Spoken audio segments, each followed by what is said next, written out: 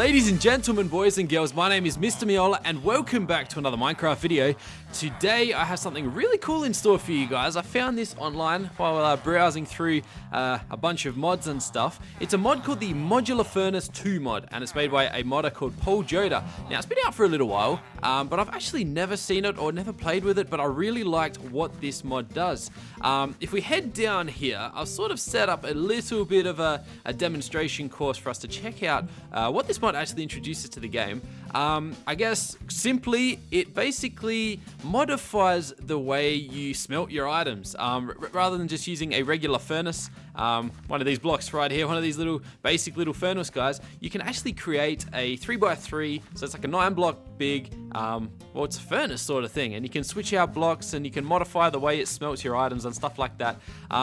So that's basically the basics of what it does, but let's get in a little more involved in this mod and check out what it actually does and how it does it. Well, first off, these are the blocks that are introduced in the mod, in their most basic form. The first one, and the one that is basically the whole mod is sort of based around, is this one here. It's the Modular Furnace core, and you can craft this fella here just by using 8 iron ingots surrounding a regular furnace, and basically you're just gonna place it. However, we first have to do something else right before we do that, and that is build a frame. So we're gonna start off just building a frame out of cobblestone, and to do that we're just gonna place the base like that.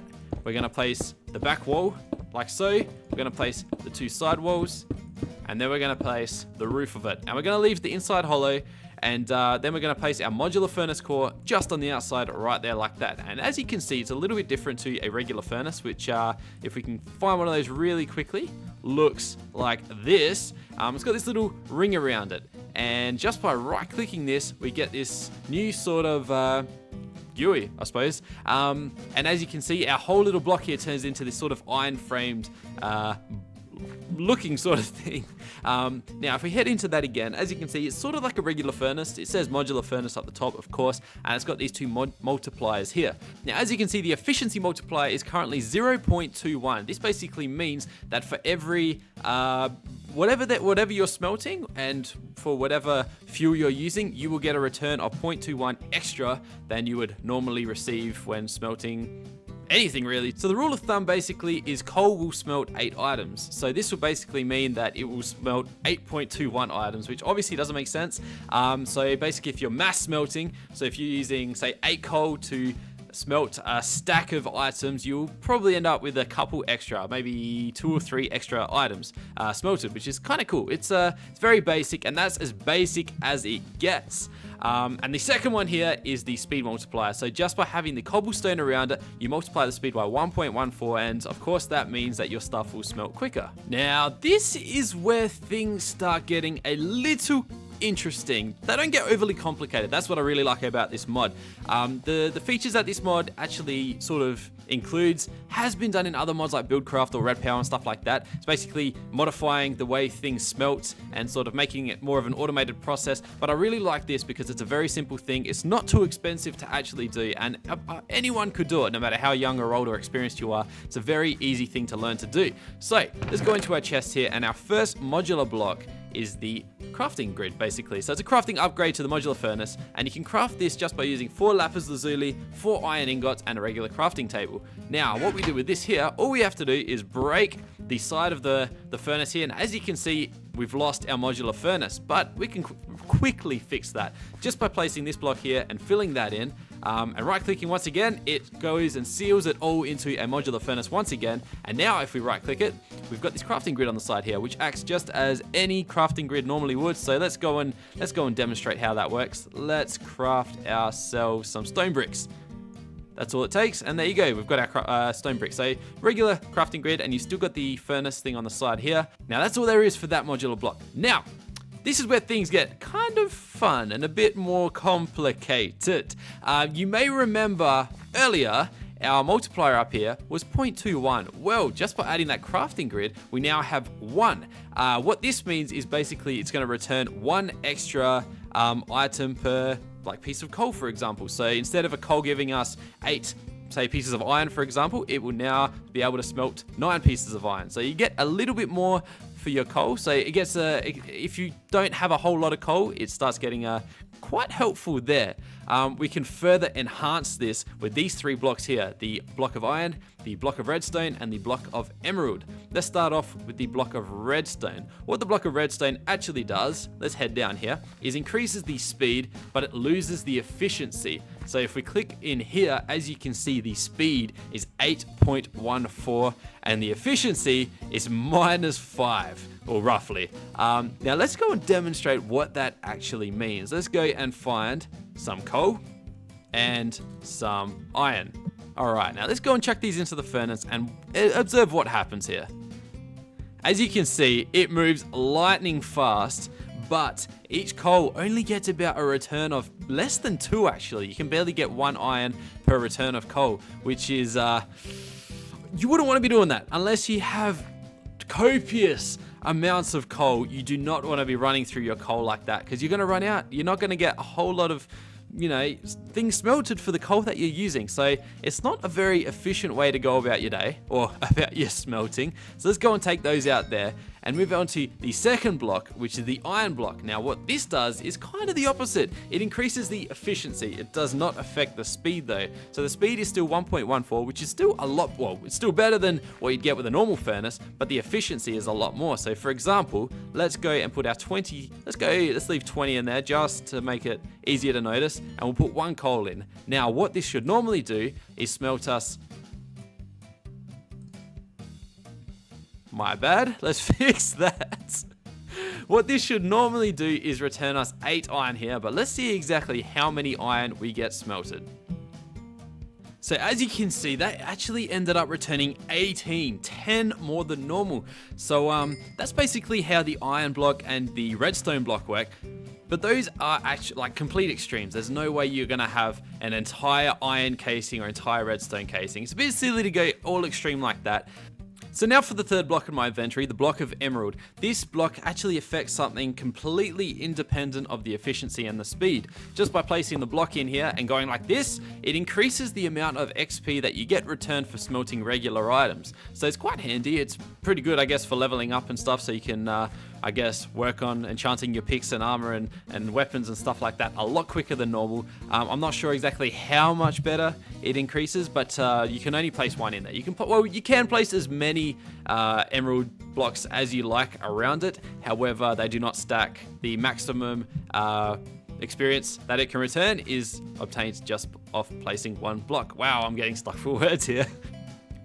Alright, so I've made a couple little additions to my first furnace that we crafted right at the start of this episode. Chucked some iron blocks in with a couple redstone blocks as well, and our emerald block for the extra experience. Now the next 2 blocks that we actually had in our chest here are these 2 here. We have the tough glass, which is crafted, whoa, okay, wrong button. Crafted using 8 iron ingots surrounding a block of glass, or just glass. And the second one, which is the tinted glass, which is crafted using an instack and a piece of glass. Now, I'm not sure exactly on the changes that these 2 items will, or how they'll affect our modular furnace. So let's have a quick look if they affect our speed or our efficiency at all. We've got 1.32 and 1.7. Now let's replace this here with tough glass, and nothing happens. Okay, so I'm guessing they're just there for looks? I don't entirely know, to be honest.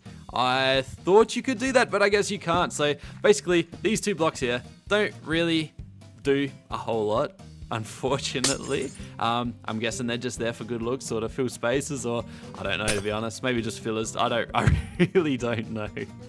So you're probably wondering, what happens if we just place a regular other block in here? Let's go ahead and try this with a diamond block, for example. And what happens? Nothing happens. That's it. It doesn't affect anything. So you can actually place most blocks in here. Not all of them work.